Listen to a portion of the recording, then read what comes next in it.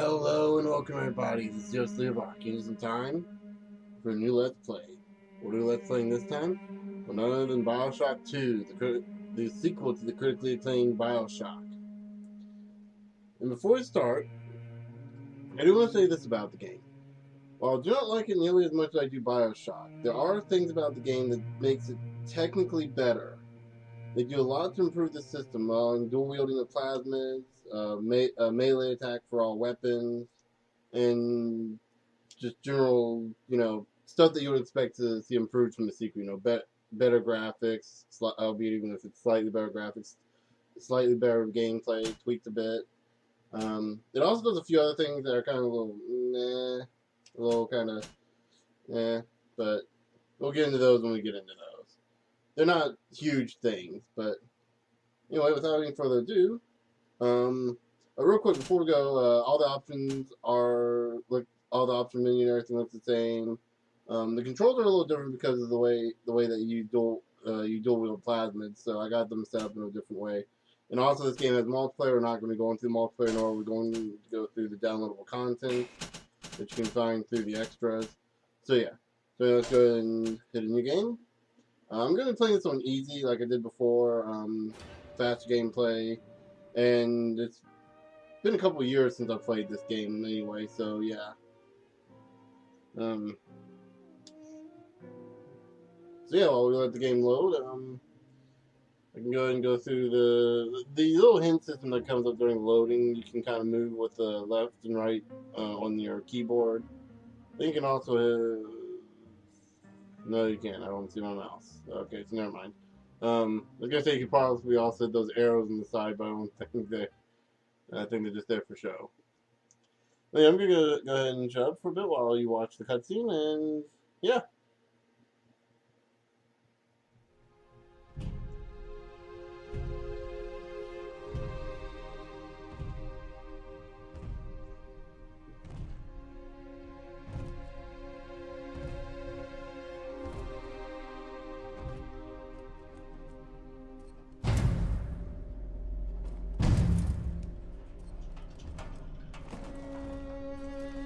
Look, Daddy, it's you.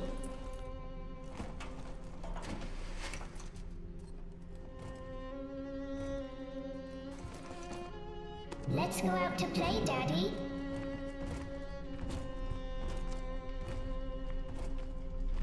I gotta say that at least for the opening cutscene here, the graphics look amazing. I mean, just look at like the attention to detail with this primarily the little sister's dress, like how it actually moves and flows like an actual dress.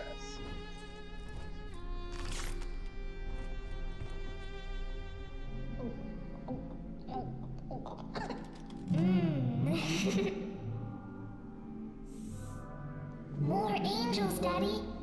This way.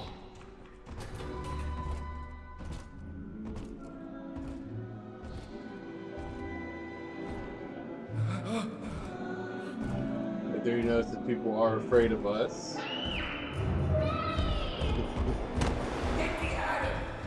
Come with us. And this doesn't look good. Oh! Smash his head. And we get shot. That doesn't do anything. Oh, but that's it! Oh! I'm sure that guy will wake up just fine from it.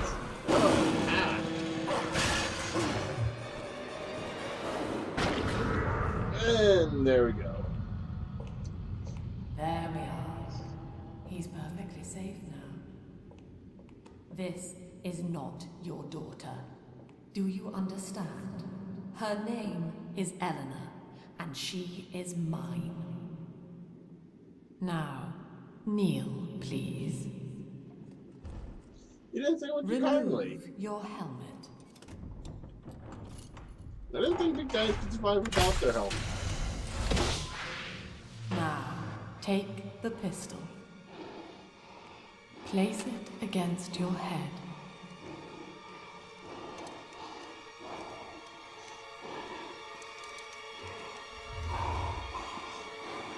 Fire.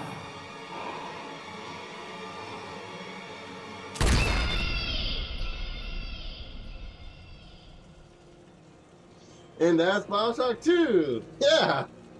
No wonder people don't like it. It's such a short game. You don't get to do anything at all. Okay, we know this joke's going. I've done that how many times? uh, so yeah, there's obviously more to this game than just that.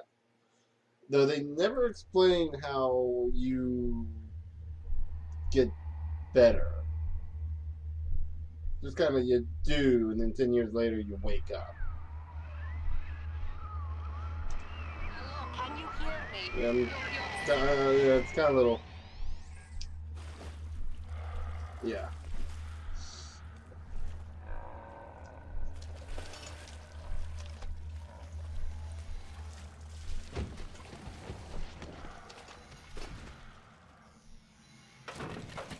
And now that we can actually control the character and look down, oh look, we vanished from this reality.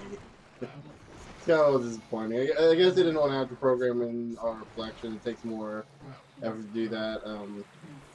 I guess it makes sense. You know, either on the computers, either on the consoles. And in all honesty, I don't blame them. This game is okay. So I'm gonna kind of be straight with you here. This is my 4th attempt to start this Let's Play up, and I always, for some reason, the game always just keeps crashing, and it doesn't do the whole, it doesn't do the program is crash. It doesn't crash and pop the little thing up and say the program is crashed. No, it just vanishes.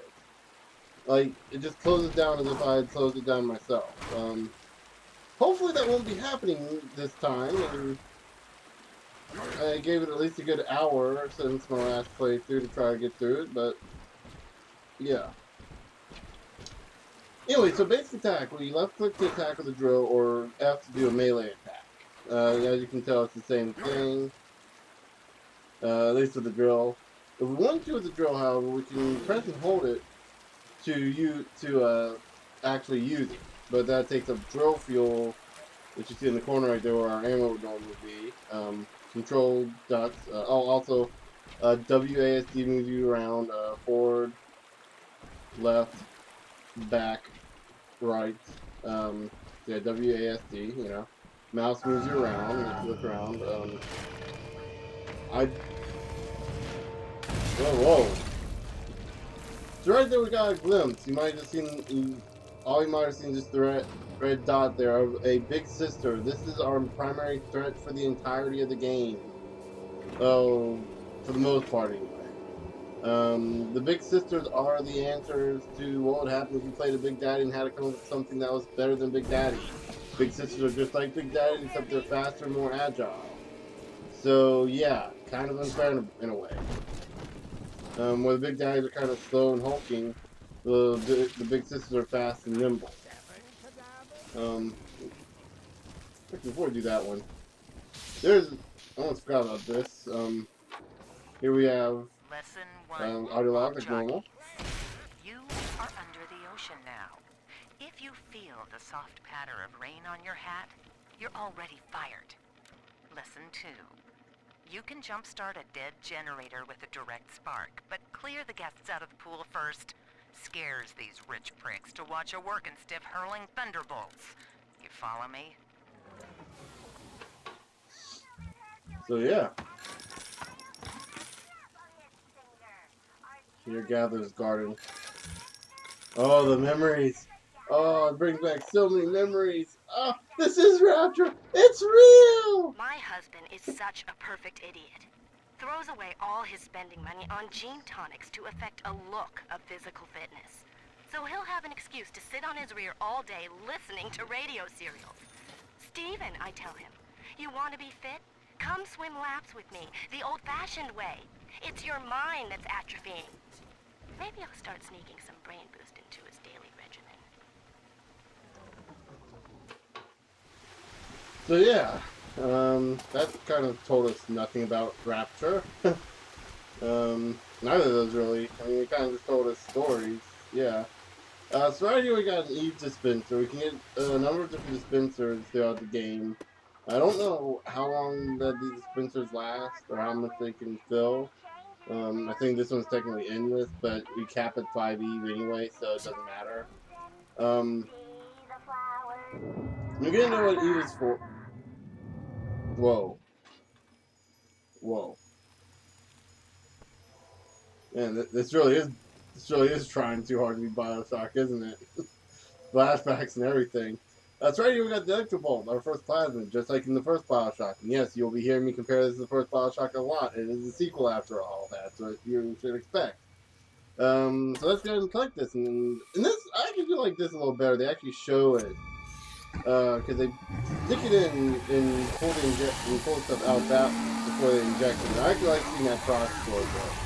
And then again, much like Bioshock 1, we have a little freak out, and we have no clue what's going to happen to us at this point. At least there's no rail for us to climb Daddy down was or sleeping fall. for such a long time, and Eleanor has missed you.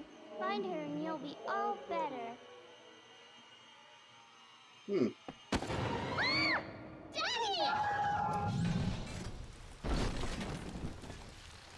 Well, looks like we don't have any other choice but to follow that big sister.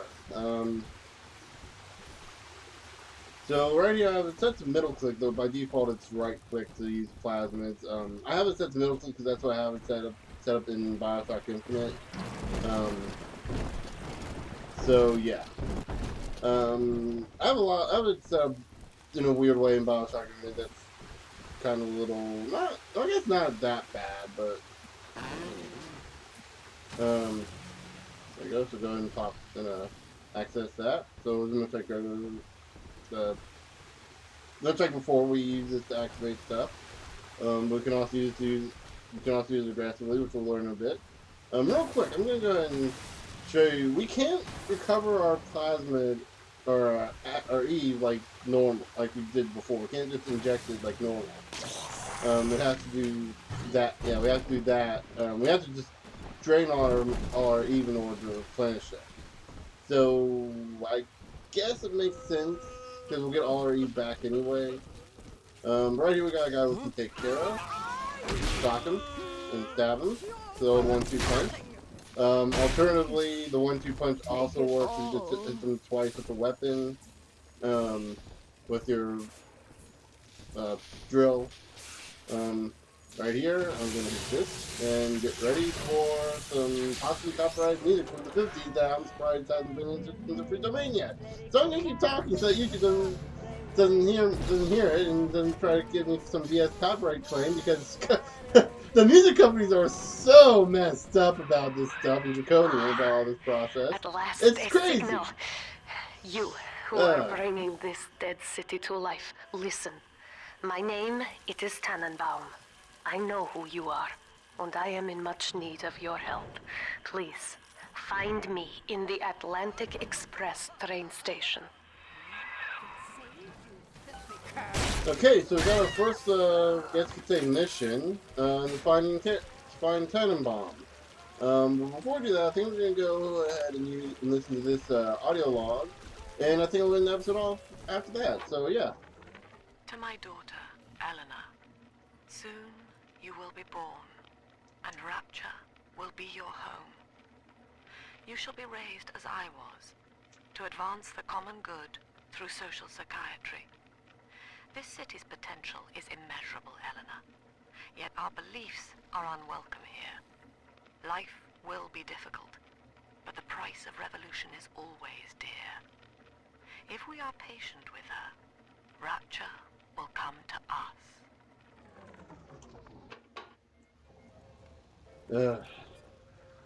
Okay, I'm gonna go ahead and say something real quick before I end the episode off. I hate Sophia Lamb as an antagonist.